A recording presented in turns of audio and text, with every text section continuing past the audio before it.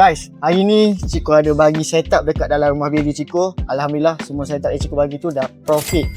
Sini bukti dia bakak. Korang tengok ni, profit. Jadi ya bakak, dalam rezeki Ciko ada rezeki orang lain juga.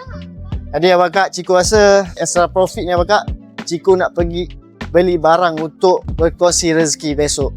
So pada hari Jumaat besok, Ciko nak berkongsi rezeki dengan orang yang memerlukan. So jom ikut Ciko.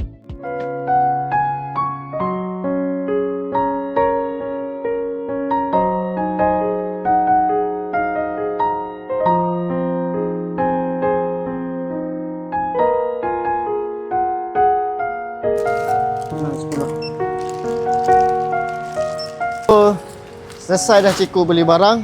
Jadi kalau korang nak tengok dekat siapa Ciko bagi barang-barang ni semua, korang mesti layan video ni 4-2 besok. Okay? Assalamualaikum warahmatullahi wabarakatuh. Bye-bye.